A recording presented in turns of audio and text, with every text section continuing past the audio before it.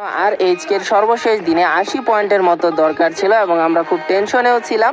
And প্রথম দুইটা match আরএইচকে ভালোভাবেই শেষ করে, কিন্তু তৃতীয় ম্যাচে যখন তারা #12-এ ওয়াইপ আউট হয়ে যায় তখন সবার চিন্তাধারা আবার একদম নেগেটিভ হয়ে যায় যে আরএইচকে হয়তো আর কোয়ালিফাই করতে পারবে না। কিন্তু সবার চিন্তাধারার 12টা বাজিয়ে আরএইচকে তাদের 4 নাম্বার ম্যাচে 43 পয়েন্টের একটা হিউজ ম্যাচ বের করে। এই ভিডিওতে আমরা সেই ম্যাচটি দেখতে চলেছি কিভাবে আরএইচকে এক ম্যাচেই 31 কিলের একটা হিউজ বুইয়া বের করে এক ম্যাচেই তাদের কোয়ালিফিকেশন কনফার্ম করে ফেলে। তো আজকের ভিডিওতে কোনো নির্দিষ্ট লাইক এম নেই, আজকের ভিডিওতে লাইক এম হলো আনলিমিটেড। দেখা যাক তোমরা কত লাইক পূরণ করতে পারো। তো চলো বেশি দেরি না করে আজকের ভিডিওটি শুরু করা যাক। এই ম্যাচের শুরুতে আমরা আরএইচকে কে কোনো ধরনের ড্রপ ফাইটে এঙ্গেজ হইতে দেখি নাই। তারা স্বাভাবিকভাবে ল্যান্ডিং করছে অ্যান্ড লুট টুট শেষে দেন তারা ফাইটে চলে গেছে।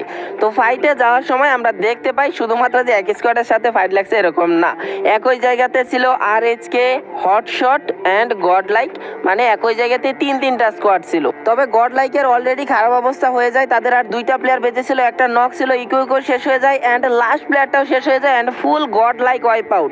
এইখান থেকে আরএইচকে কিন্তু তিনটা কিল তুলে নেয় অ্যান্ড হটশটের সাথে তখন ফাইট হইতেছিল, হটশটের ফুল স্কোয়াড তখন স্টিল অ্যালাইভ। তো ফ্লিকার এদিকে অ্যাকশনরে কিন্তু নক করে দেন, সাথে সাথে স্কাইলার ইউজ করে হাসুর উপর রাজ দিয়ে দেন, হাসও নক হয়ে যায়। ওই দিক দিয়ে আনাস ছিল, আনাসের উপর ব্লেড রাজ দেয় অ্যান্ড ফ্লিকার দুই থেকে কভার দিতেছিল, অর্থাৎ তিনটা প্লেয়ার হটশটের শেষ। অ্যান্ড ম্যাচের শুরুতেই আরএইচকে 6টা এলিমিনেশন দিয়ে তাদের ম্যাচটা শুরু করে। এখন তোমরা একটু পয়েন্টস টেবিলের উপরে খেয়াল রাখবা কে কারে নক করতেছে। তো আরএইচকে কিন্তু দাদা গ্যাংয়ের সাথে ফাইট এঙ্গেজ হয়ে যায়, দিবু বটে নক করে ব্লেড সাথে সাথে ক্লিয়ার দিয়ে দেয়, কুটুস নক করে দেয় লেজেন্ডরে অ্যান্ড লেজেন্ডে উডপিকারদের নক করে সাথে সাথে ক্লিয়ার। অ্যান্ড 3 নাম্বার ম্যাচটা খারাপ যাওয়ার পিছনে এই দাদা গ্যাংয়ের কিন্তু অনেকটাই হাত ছিল। তো দাদা গ্যাংয়ের একটা বাজে শুরু কিন্তু করে দেয় আরএইচকের প্লেয়াররা এই ম্যাচে অনেক পরিমাণে কিল করতেছিল, বাট দুঃখের ব্যাপার কি বলবো, আরএইচকের খেলা কিন্তু একদমই দেখাইতেছিল না।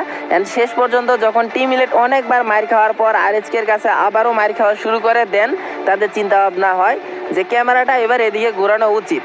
তো হঠাৎ করে যখন দেখে কাস্টাররাও তখন অবাক হয়ে গেছিল, কিরে ভাই আরএইচকে 17টা এলিমিনেশন কেমনে কি। আর আগের ম্যাচে এমনিতেই #12তে ওয়াইপ আউট হয়েছে, ওইটার পর এরকম একটা পাল্টা জবাব যে আসবে এটা কেউই তখন মানে আমরা নিজেরাও কল্পনা করতে পারি না যে এরকম কিছু হবে। তো #7-এ ওইদিকে অটোবটস ওয়াইপ আউট হয়ে গেছিলো, যেটা আরএইচকের জন্য খুবই ভালো, কেননা এই দিনের খেলাগুলোর মধ্যে মানে 80 পয়েন্ট তো আরএইচকে করবে, বাট আরএইচকের লক্ষ্য আরও আলাদা একটা ছিল যে সর্বপ্রথম 80 পয়েন্ট প্লাস করে আগে টিএসজির পয়েন্ট যে 255 ওই পয়েন্টটাকে পার করতে হবে।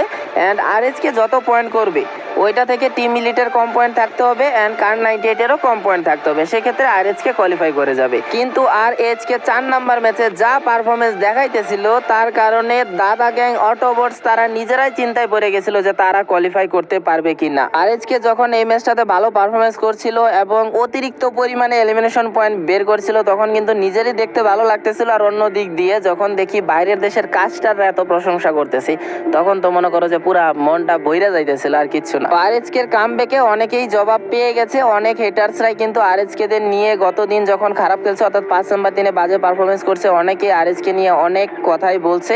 তো তাদেরকে কিন্তু ভালোভাবে জবাব দিচ্ছিল আরএইচকে। এক একটা প্লেয়ারে যখন মানে হেডশট দিতেছিল, ফিনিশ করতেছিল, ওই সময় যেন ওই স্কোয়াডের প্লেয়াররা ফিনিশ হইতেছিল না, এক একটা হেটার্সরে ওইভাবে জবাব দিতেছিল এরকম মনে হইতেছিল। বিশেষ করে 5 নাম্বার দিনে বাজে পারফরমেন্স করার পর আমাদের দেশের মানুষই অনেক সমালোচনা করছে, অন্যদিক দিয়ে ইন্ডিয়ানরা তো আছেই, তারা ভাই কমেন্ট বক্সে তো আরএইচকে নিয়ে অনেক মজা নিছে অ্যান্ড তারা বলছে যে আরএইচকে নাকি বাংলাদেশের সেরা টিম, তারা আবার কেমনে মানে কোয়ালিফাই করতে পারতেছে না, কি খেলতেছে না খেলতেছে, এটা নিয়ে অনেক কিছুই বলছে। তো যাই হোক, লাস্ট মোমেন্টগুলো তোমরা একটু কাস্টারদের মুখ থেকে এনজয় করো, আর একটু বেশি ভালো লাগবে, কেননা ইন্ডিয়ান কাস্টার আবার একদম এশিয়ার মধ্যে একটা হার্ড লবিতে এরকম কিল, ভাই আলাদা একটা ফিলিংস তো আছে বাংলাদেশ হিসেবে, তাই না? তো इंडियन कास्टरদের থেকে আমরা একটু শুনি আর একটু বেশি ভালো লাগবে, ঠিক না? पर अभी रेड हॉक्स का पूरा फोकस है टीम तेज के ऊपर। टीम तेज एक प्लेयर के लॉस में इस समय मैन एडवांटेज नहीं है, रेड हॉक्स के पास मौका है, दस्तूर है, 30 एलिमिनेशन कर दे से इनको कोई नहीं रोक सकता है अनटिल अनलेस कोई बड़ा ब्लेंडर नहीं होता है। स्नाइपर के पॉइंट पर रखा गया है, फ्लिकर अपनी स्नाइपिंग नहीं रोकने वाले, इस समय धड़ाधड़ वो शॉट्स कनेक्ट करेंगे ग्लू वॉल्स के ऊपर। इस समय स्काइलर रेडी नहीं है, अगर स्काइलर रेडी हो तो टीम तेज की बुरी हालत हो सकती थी, पर just look at team Red Hawks, एक तो उनके पास मैन एडवांटेज, दूसरी तरफ ये स्नाइपर का बहुत प्यारे शॉट, और तीसरी चीज जोन भी उनकी तरफ ही मूव कर रहा है।